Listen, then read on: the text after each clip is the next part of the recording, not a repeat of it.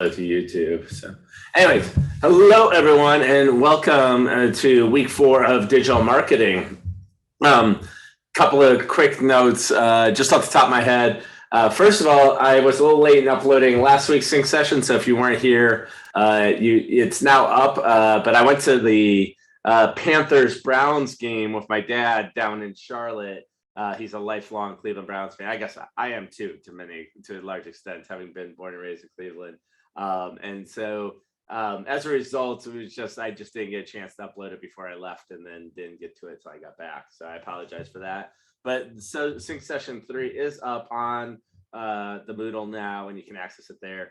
However, tying the Panthers game in, I wanted to show off one thing that I saw during the Panthers game that directly ties back to what we were talking about in week 2, which is mixed reality marketing, right? So anyways, hopefully this will work. I'm going to try and play a little video for you, and hopefully you can see it. Let me hit this full screen, then share it.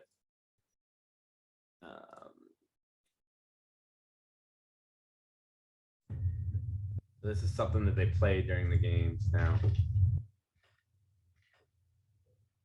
They show it on the big screens in the stadium as you're watching the game.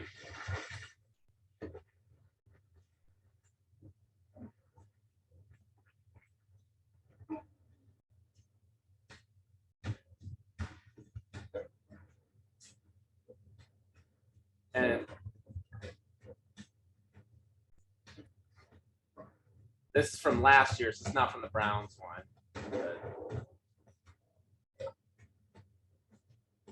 But let me just pause here for a second. So the reason why this is kind of cool, I don't know if you need to do this, but this is not like a random just stadium where they're showing this often. This is actually the stadium live as you are watching it. So if you look on the field as you're watching this on the big screen, you see the same people out here that well, of course you don't see the Panther in real life, but you see the people out there. So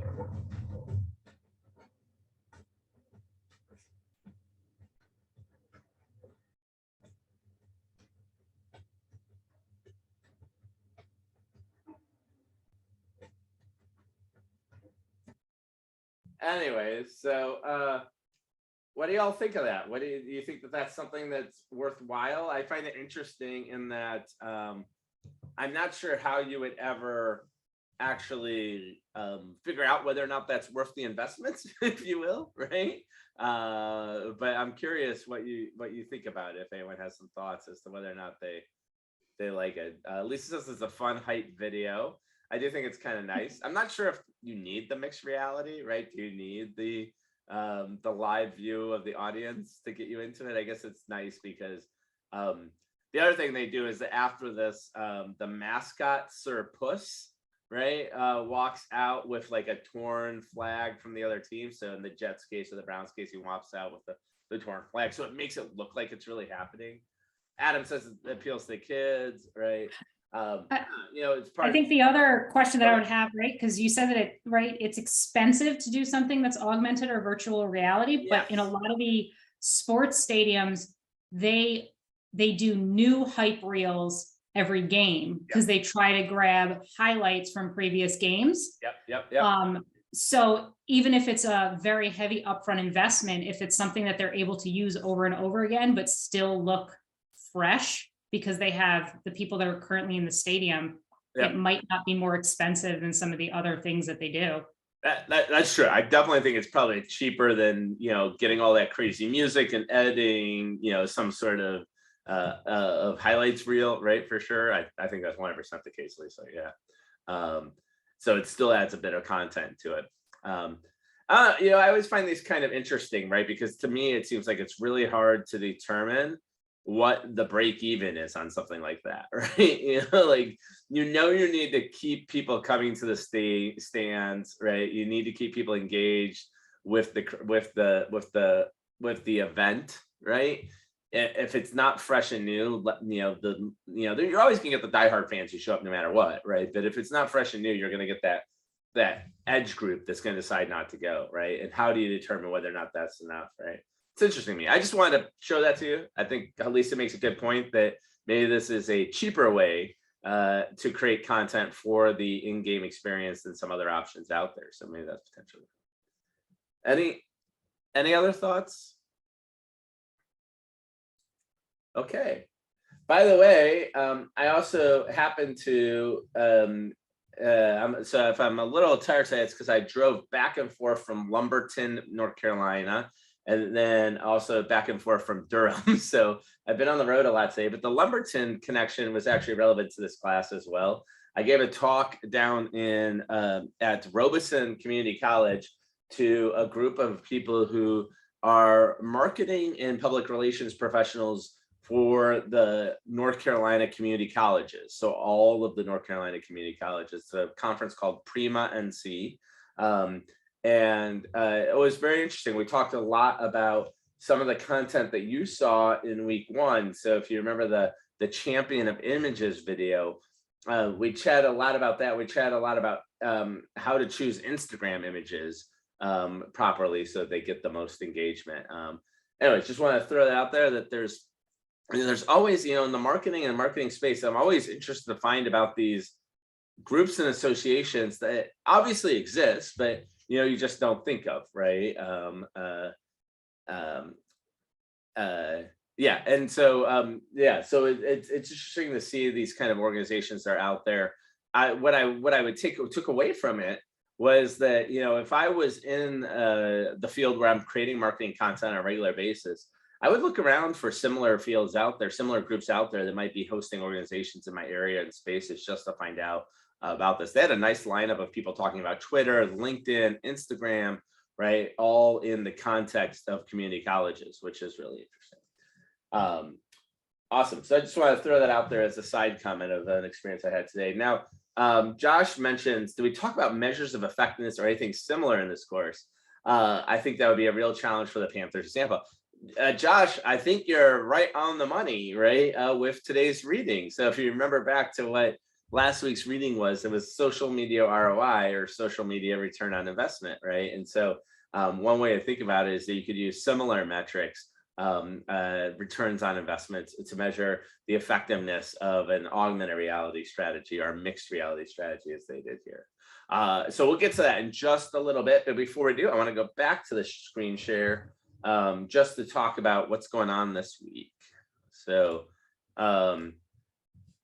so this week, right, what the topic we're covering is social media strategy. So we kind of did social media channels, and now we're taking a step back and talking about social media strategy as a whole, right? There's an article on the Follower Factory, and this comes from a story that broke about 4 years ago now, roughly, about people buying influence online. And to this day, I'm just amazed how many people aren't aware that that still continues to happen, right? So there's an interesting story there, and we'll have some conversations about what might be the solutions to, because it hasn't really been solved, right? Like no one's fixed the problem that you can buy followers, right? So how do we go about handling that as marketing professionals, right? The next thing, and the most important thing, and the thing I want to spend a little bit of time talking about today, is what to do next week, which is that at the end of next week, you have to turn in your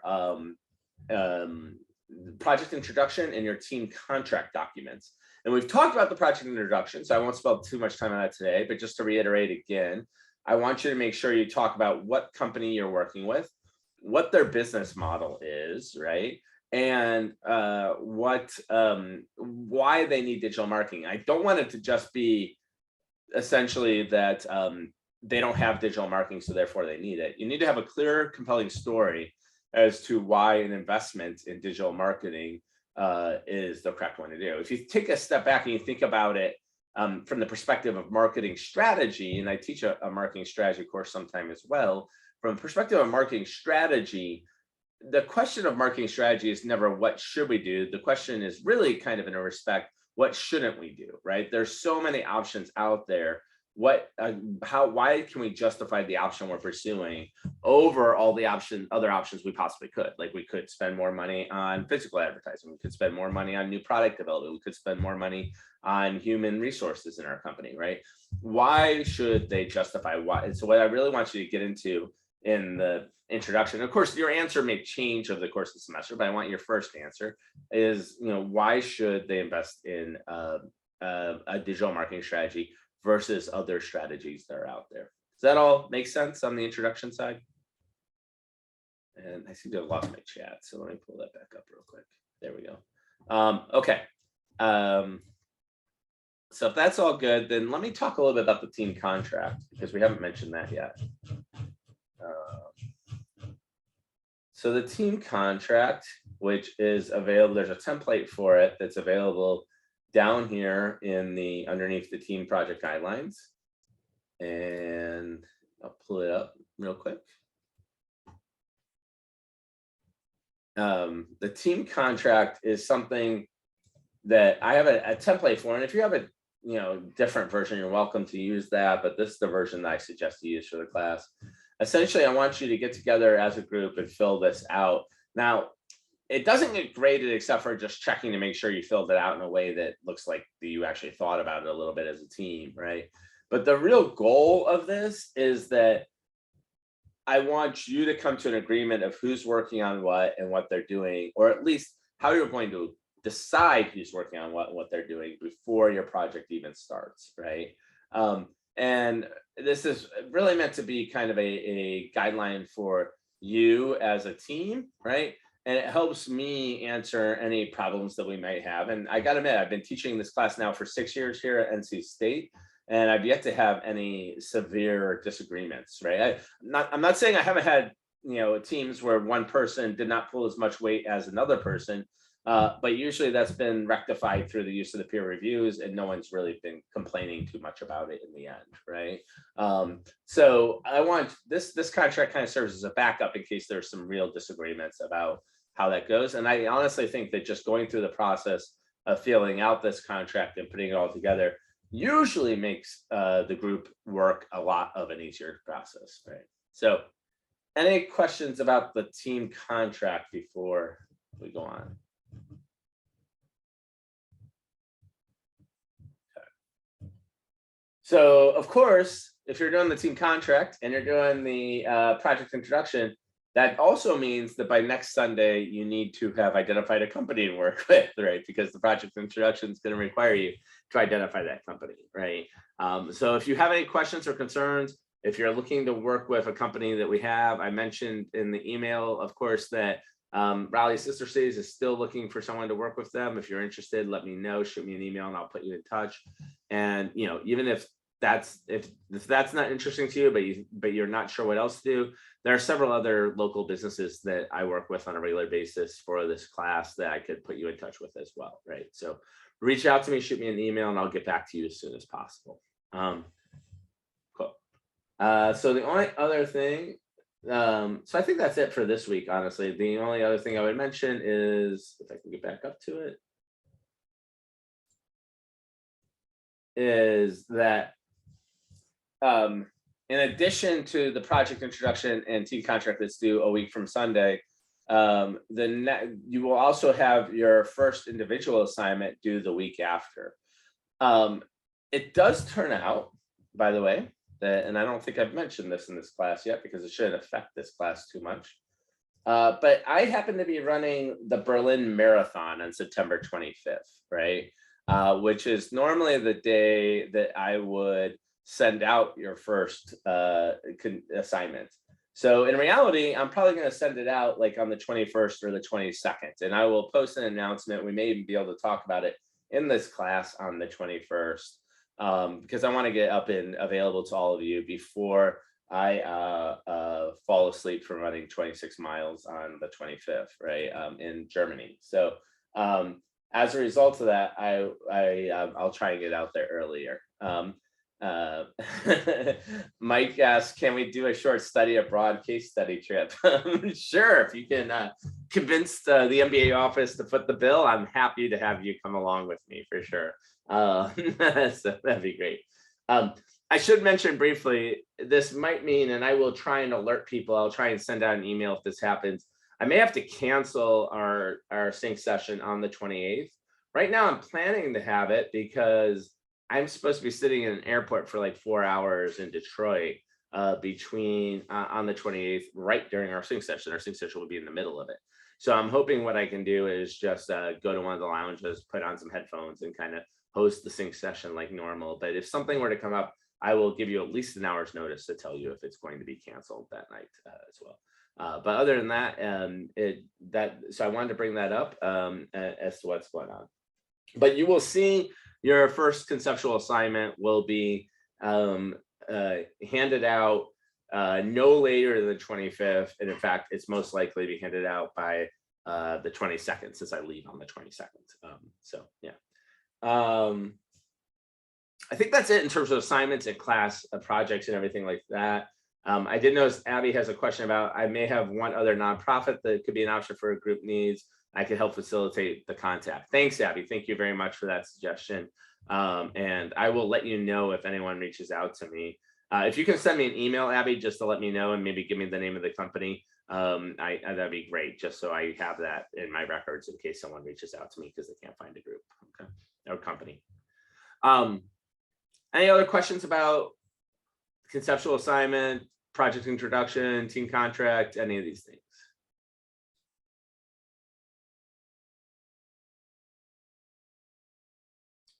Okay, well, let's talk a little bit about social media ROI then. Let's see, let me switch over to a different screen share for that. I recently, over the course of this last summer, managed to find a deal on a third monitor. So I've got you all in the middle, I've got the Moodle over here, and I've got the slides over here. So it works out well, but you can never have too much screen space, right? So social media ROI, right? So if you read this reading, and I love this reading, it's it's interesting because it's an oldie but a goodie in my mind, right? It goes back to the mid 2010s, right, if you will. But I still find it highly relevant, and the reason why is because to this day, when I talk about social media campaigns, especially with people who come from a more traditional media background, they always want to know, they always complain, they're always like, hey, when we put out social media, we don't see people clicking on everything right away. And part of my, part of the argument I've always made is, yeah, and you never saw anyone clicking on a billboard either, right? Like the point I'm trying to make is that even though these campaigns and content create interesting spaces for people to interact, right, that doesn't necessarily mean you're going to observe a direct click to your links right away, right? A lot of times the point of a social media campaign is not to build, it's not to create sales directly, but to create engagement and other metrics, right? And so this article, I think, does a good job of summarizing some of that for you.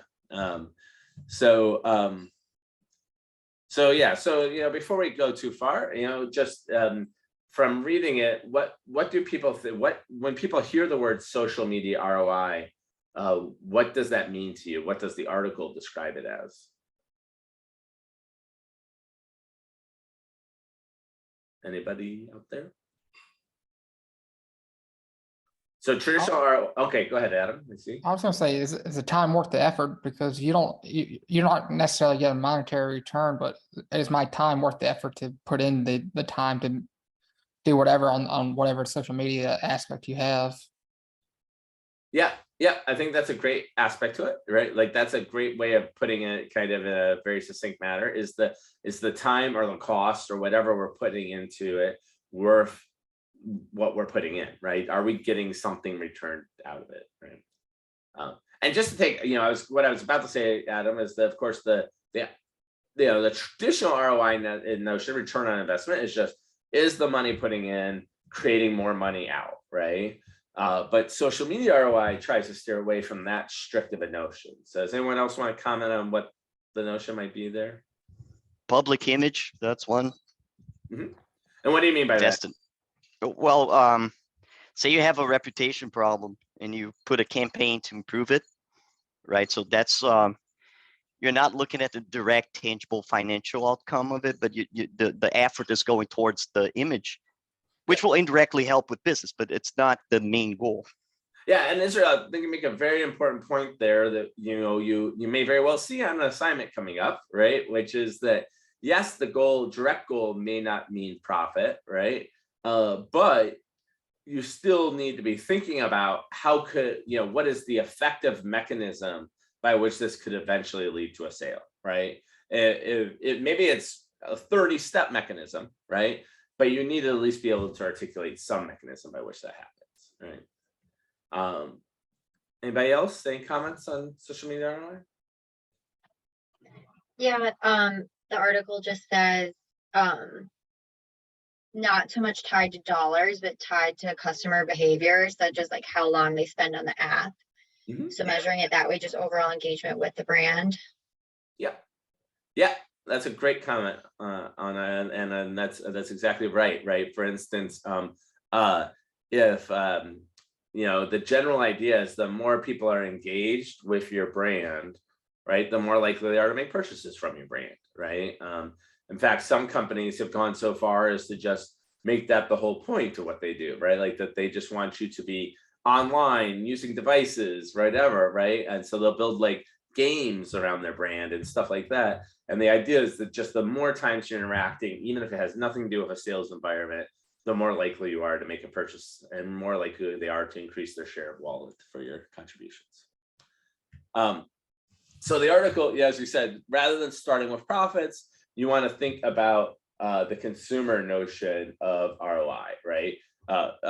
Consumer motivation of social media and how you are enriching the consumer's use of your branded social media to a large extent, right?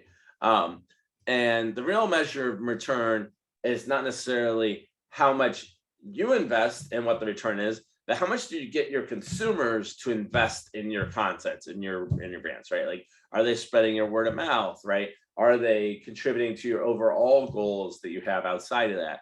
Are you quote unquote flipping the funnel, right? Which is this notion from Seth Godin that, people become more and more interested in your brand and eventually they become so passionate about your brand that they now flip the funnel and it becomes a megaphone and they start talking about your brand to others, right? And that's really when we're talking about social media ROI, that's really what we're looking at. So how do you measure social media ROI? What are the ways that you could measure this? We're obviously not using money as our measurement. So what other forms do we have to measure social media ROI? So Abby says engagement. That's definitely an important one, right? And engagement could be shares, as he mentioned, right? It could be other things out there, right? What other things could result in engagement? What other ways can we measure? Like engagement's a good general notion, right? But how goes? Adam mentions number of unique visitors, right? That's a good measure of kind of how it's working. As he says, likes and comments, likes, comments, shares, always good, right? Yeah. Anything else? Comments is always great, right? That because you can see that people are posting about it. Social listening, Andrea mentioned. What are people talking about? What are people talking about around your brand, right? Yeah, and that was exactly the comment I was going to make, Andrea. Is like not just comments on your post, but general comments on social media, right? And Hardeep mentions followers, right? These are all great examples, right? So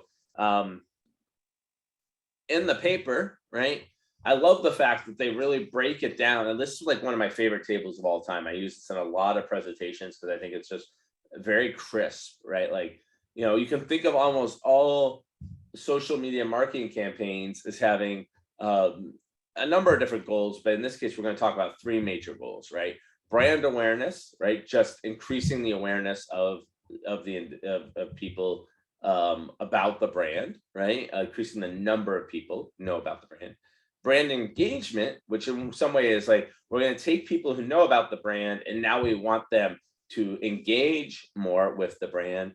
And then word of mouth, which is then turning that around and getting them to spread the story of the brand to other people, right? And so you could think about campaigns that kind of try and elicit any of these, right? In different ways. So I'm going to take an example. Let's talk about word of mouth for a second up here. What kind of campaign could you launch as, say, like PepsiCo, right, to encourage increased word of mouth about your brand? If that was a goal. What kinds of things, what kinds of activities would you want to engage in to kind of to increase that? We've talked about how, obviously you want to value the return on investment. And let's say someone really wants people talking about things. Jude mentions a Pepsi chugging video contest. Yeah, I think that's a great example, right? Getting people on TikTok to challenge each other into how fast they can chug a 2-liter bottle of Pepsi. Sounds like a horrible way to spend 5 minutes, or whatever it takes, but it's definitely a possibility. Any other thoughts about ways you could inspire people to share word of mouth about your brand? Some of these viral challenges, obviously, like the chugging contest and things like that, are always good, right? But some of those don't necessarily always have positive connotations, we should mention, right? Like there was, of course, the horrible Tide Pod challenge. Mentos and Pepsi, brand collab. Yeah, relationships are a critical part of making sure that you can compete successfully in the brand space. So that's always good. There's another suggestion from Jude in the comments. Influencer collaboration, Andrea says. What are you thinking about there, Andrea, if you can chat a little bit about that? I was mostly thinking about, partnering with somebody that resonates with the target audience. So trying to figure out, whether it's a athlete or just somebody that will help carry that message. Sorry, guys. No worries. Perfect. Kids. I totally understand. We're all at home environment. Andrea, no worries about that. Yeah, exactly. I agree. Right. Like if you can get people to talk about brand, well, you'll see some examples actually this week, I think, in some of the lectures about collaborations with athletes, particularly soccer stars, for instance, right, and how that's worked. Adam mentions movie TV show product placement. Yeah, always good to get people talking, especially if it's prominent. Probably the most successful one I can think of off the top of my head is when this is a while ago, but when at BMW partnered with the Bond movies, right, to replace the kind of, I think it was the Aston Martin DB3 that Bond used to drive with a BMW Z3 in a lot of his in a lot of the movies, right? And that obviously caused a lot of conversations both on social media and off social media right off the bat there. Israel mentions partnering with a famous artist and launching a Pepsi song with a TikTok dance. Pepsi is known to partner with famous musicians. Yeah, of course. In fact, had the famous case, didn't they? Actually, wasn't it Pepsi that burned Michael Jackson on stage? Yeah. Yep, I was just typing that. Yeah, you're right. Yeah. So yeah, that's a great example of the examples. But yeah, so you kind of get the idea. But then what's nice about this is that once you have that campaign, and once you have the goal of the campaign. So first I would start with the goals. I always start with the objectives before I think about what the campaign is going to look like, right? So let's say you want to spread word of mouth and you come up with this goal of maybe doing a Pepsi TikTok dance, right? Then what's nice about this table that I love is then you can just go and you can look at the different channels that we talked about last week. And you can see like, what might I want to be monitoring in each of these channels if I was interested in those different aspects, right? I think that's a fantastic aspect of what this is. And of course, the other thing I like about this particular table and the way it sets everything up is it fits really well into what we know as the traditional marketing funnel, right? And I talked about this already, but people go from awareness to interest to desire to action, and then to word of mouth, right? And social media probably works the least well, and this article makes that point with the action part, right? Like no one is like just clicking on a tweet to make a purchase, right? But it helps really well with awareness. It helps really well with engagement. Helps really well with word of mouth, which is kind of after the action part, right? And so this article is kind of naturally follows that funnel to a large extent. So, one other question I have for you with regards to this is that, of course, you can use this table to, if you have an active presence on one of these channels or the other, right? But would you always want to use the same channel, or would you want to use different channels over time for your organization? Is there an optimal row here? And I know the answer is different, right? Partha puts different right away. I know that's the answer, but can you explain why you might choose one channel over another? Yeah. Lisa mentions depends on the customer you're trying to reach and their buying process. I think that's important for sure. Anything else that would affect your channel choice? Yeah, I mean, simple example is if I'm hiring some people, I would rather look for LinkedIn as my channel versus going after Facebook, right? So yeah, so it depends on the objective of the channel. That's 100% the case. Yeah. Or sorry, the objective of your campaign and the channel. Jude, it looked like you were going to say something. Yeah. I was going to say, it seems like it also depends on the voice you're trying to use. Maybe it is a little bit about the customer interaction, similar to the others too. But like, clearly you could have fun and be whimsical on Instagram or TikTok. You're looking for a little more professional content sharing on LinkedIn, but it also allows you to share more content. It doesn't necessarily have to be about the same thing. Yep. As opposed to saying like, hey, I'm going to say, talk funny about ice cream and then talk about all the great metrics of ice cream on a different platform, just talk about a bunch of different stuff. Yeah. And in this case, I guess you're suggesting that the company is selling ice cream. Is that the kind of? Sure. Yeah. Could be Just right. wanted to Sure. clarify so I understood the example. Yeah. The people on TikTok don't care about the, end returns for Breyers ice cream. 100%, right? They probably don't even care about the health qualities of ice cream to a large extent, right? That's very much the case. So, but whereas on LinkedIn, they might care about it, right? Or on, even on Twitter, they might care more about, the chemical ingredients of the ice cream that you're making than they do about the enjoyment factor and things like that. Andrea shares that to try to reach multiple segments of customers as different platforms may have different user trends if you have a product of interest for many, right? Yeah, it's very much the case. And in fact, that's a great comment. And I'll share a little experience with my own experience in this case. I actually run the social media channels for one of the larger marketing research journals, right? And I have presences on Facebook, Twitter, and LinkedIn for that channel, right? We don't have a TikTok yet. There's no videos of me doing my best interpretation of academic papers yet, though some people have been asking for it. Anyways, when it comes to those channels, one thing I noticed, and I originally was never going to do a Facebook channel. I'm like, who uses Facebook anymore, right? Like, this is just ridiculous, right? For academic knowledge, right? And the editor at the time was a guy named PK Kanan, who's a good mentor of mine from University of Maryland. And he was like, no, Bill, you don't understand. All the old professors are only on Facebook. They're not on LinkedIn. They're not on Twitter, right? And sure enough, every time I push content to Facebook, it gets engagement from like the senior faculty who are probably, a smaller portion of the overall engagement I'm getting, but probably some of the most important engagement I'm getting from this content because they're influential, right?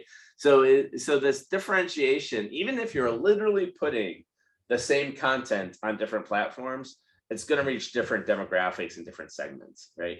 Now, I would argue that in many cases, you also want to tailor that content to those individual platforms and segments as well. I'm too lazy when it comes to academic journals, and I don't do that. I do it a little bit, I should say. I do it a little bit, but I don't do much of it to tailor it as much. Israel has an example where Ryan Ayer at Twitter is a very interesting example of a very strategic, humorous, and self-critical stand. And so that's, and they said they probably found themselves thinking, how can we have social network presence without getting bashed all the time? And so they just decide to, so they're like self-flagellating. Is that what you're saying, Israel, basically? Oh yeah, and they do replies like one guy posted at their Twitter complaining of leg room, and the official reply from Ryanair was, well, you could have paid 3 times more for the same ticket and have 2 extra inches. It's hilarious. I mean, seriously, this is one of the best out there, and they're very nasty. Like, they have a terrible sense of humor. Yeah. But like I said, you are the lowest cost company. There's no way you're gonna have the best service or best anything, right? So they just embraced it, and it became part of the public image. And it's a very risky proposition, but it seems to have worked. Nice. Yeah, that's interesting. I don't have any of those examples off the top of my head from Ryanair, but if you watch some of the videos, you'll definitely see examples of different takes on personalities from other companies. So there's a Wendy's example, for instance, that I talk about in the videos. The Old Spice has always been on top of their game here, right? And has done a great job. And one I was going to bring up, and this is almost unintentional, I thought this was kind of interesting, but I don't know how many of you saw that, during all the crazy stuff that was going on. Let me just switch screens again real quickly with airlines this summer. Delta got picked up in an interesting set of stories, and this is the original tweet. This isn't the story, right? But Delta, this user, Ito, apparently tweeted at Delta. And apparently, if you look back in Ito's history, there's a bunch of tweets at Delta, like right in a row, like 5 of them in a row, being like, hey, why aren't you responding? Why aren't you responding? Right. And they said, waiting for Daisy at Delta to make things right. What is happening at Delta? Right. And Delta, one of the customer service agents at Delta responded, can you calm down and allow me some time to work, please? Right. Then respond, calm down. I've been on hold for over 2 hours. Daisy, I'm really trying. Right. And then there's a conversation that goes on and on for a while. Eventually, actually, they resolve everything. And Ito responds, thank you, Daisy at Delta. You worked your magic and made things happen. Thank you so much. Right. And so, we could go on talking about all these kind of crazy uses of social media. It's not directly related to this reading necessarily, but I do find it very interesting. And this is one we're actually going to use in a paper I'm working on right now, where we talk about compassionate conversation, how to respond. And we actually point out that Delta maybe didn't choose the right language in this case, but it seemed to work out for them in the end, for this time at least.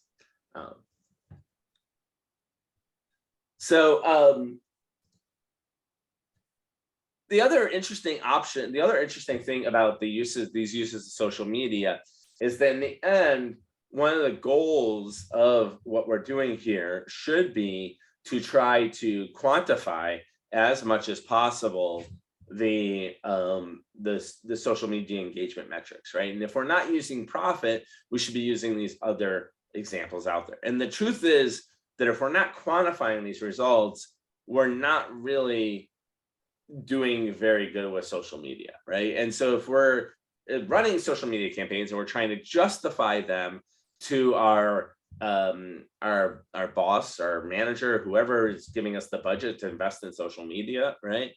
If we're quantifying them, then if we're failing according to their measure, then we can say, hey, well, we're measuring it, we're going to adjust our strategies and we're going to make them better, right? And if we're succeeding, if our boss thinks we're succeeding, then we can basically say, oh, we're just going to keep doing that, right? But if we don't quantify them, right, and our boss thinks we're succeeding, they're essentially a naive optimist, right? And it's not going to be a good solution. And if we don't quantify and they're failing, they're probably going to pull the plug on our investment, right, and on our budget. And so it's important to have these methods of quantifying in order to understand what's going on in this space. Right?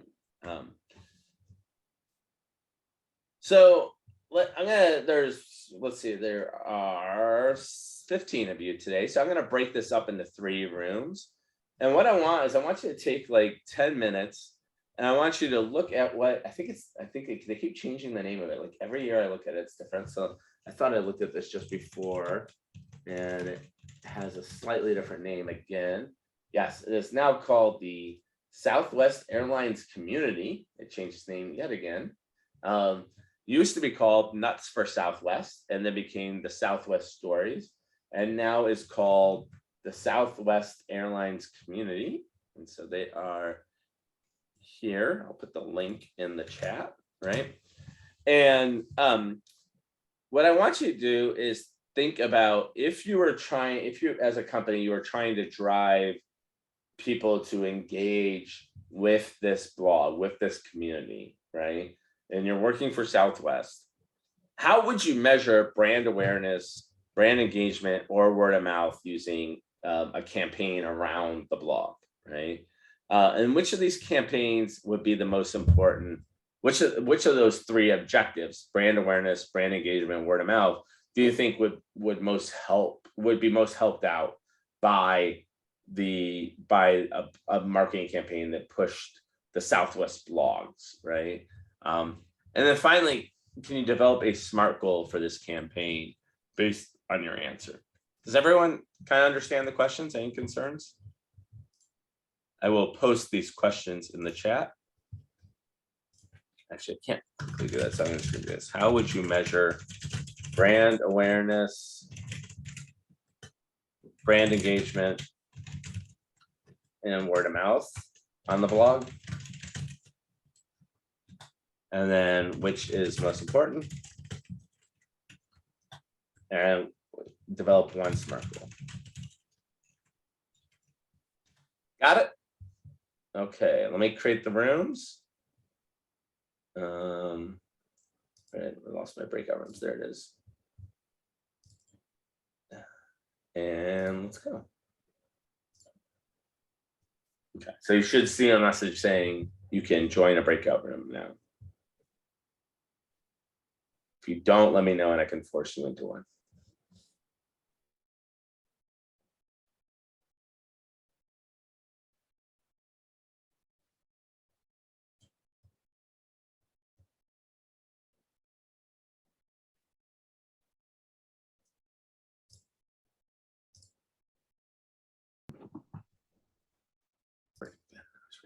So I'm going to share screen here.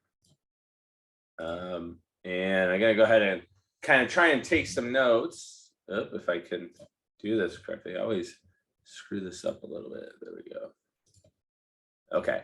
So let's just go through the room. So room one, kind of what was your thought? What are the best things to measure for brand awareness when it comes to something where you're trying to promote the Southwest community?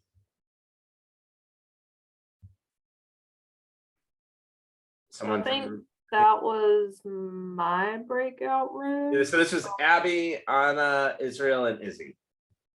So I think we said like the click-through rate from different I guess forms of social media, you know, TikTok, Facebook, Twitter, that sort of thing. Okay. And did you come up with one for each of them, or did you just come up mainly for brand awareness? I think I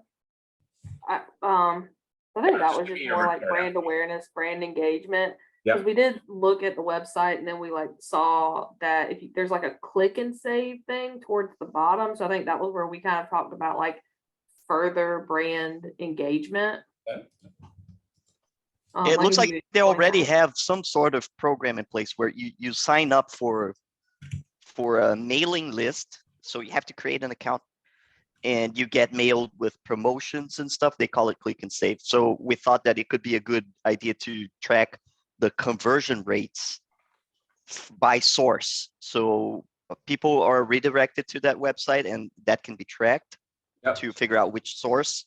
And then conversion rate is measured from as a like proportion of people from a click referral to a conversion into an account, and see how effective that is per platform. Okay. I'm going to take notes in a different way. I got it. Group one. So click-through rate from sources, and then looking at conversion rate for mailing list in different places, from different sources. Got it. So which do you think is the most important for the community, the Southwest community? Is it brand awareness, brand engagement, word of mouth? It sounds like you were hinting at brand engagement, but I just want to verify. Is that the case? Yeah, because if you sign up, you would be close, right? You would be getting mail and getting updates from the company, which would probably increase the brand awareness as a side consequence. But the ultimate goal, I believe, there is just to get customers closer to the company as of understanding how it operates better. If you read through the articles, a lot of the articles are very passenger oriented. Like how can you get a better seat? Mm-hmm. And that's not, I think that's more towards building a relationship than just trying to make them aware of the company itself. Okay. And did you come up with a SMART goal for the community? Yeah, I think that would be pretty hard because we don't have any idea of you know, how many clicks and things to get. But the reason why, even if you weren't able to come up with it in this time period or based upon this evidence, like the reason why I want you to start thinking about this, because I'm going to be asking it for the companies that you're going to be working with, right? And so start thinking about, and a lot of times, you're right, Israel, you'd have to do a baseline in order to really figure out what a good SMART line is. But one way around that you can kind of cheat is thinking about things like a 10% improvement or a 20% improvement, right? Something along those lines that seems reasonable in the literature, right? So, but yeah, you're right. It is difficult to do without having that baseline there. Okay, group 2, which was Adam, Krista, Jude, and Reagan. Do you have a report out you'd like to comment on quickly? So we were talking about like number of, I think they called hearts or likes on the blogs. We noticed that each blog posted really didn't have that much interaction. So we were like, is this blog site getting that much interaction with the and then also talking about like how many unique users are on this, because I saw a couple like postings that were by the same author. So it was like, do you have a bunch of unique users on this, or is it just a limited community involvement right now? Yeah, and that's exactly right. So this is another thing which is interesting, right? Like this website was fairly active back, what was it, like 6-7 years ago when this article was first written, and now it's not, right? And so I like continuing to use it for that reason, right? So like, first of all, thinking about why it's no longer active if it was at one point, and then second, it's always interesting to try and think about how you might reinvigorate content, right? Yeah, and one thing we noticed, Jude pointed it out, was that it looks like the discussion forums are actually more of a popular section of the website versus the blogs, and so it looks like you get more interactions on the discussion forums than you do blogs, at least for Southwest right now. It might, and that might very well just be the way things have changed, right? Like, first of all, when blogging in the early 2010s-ish, 2015, that range, might have just been a more popular activity for people to interact with, whereas now maybe it's discussion forums, short form, social media, things like that instead, right? I think that's a legitimate comment, right? And potentially possible, yeah. Any other thoughts, group 2? Okay, how about group 3? What were your thoughts? We talked mostly about awareness and engagement.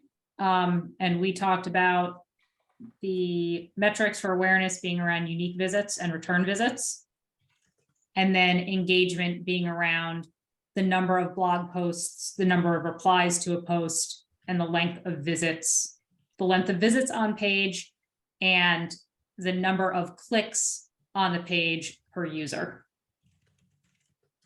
So not only do I come and visit and I spend a meaningful amount of time, and I have moved my mouse or clicked links, which shows that I'm actually looking and doing things rather than I just opened up the thing and then walked to the bathroom. Yeah, for sure.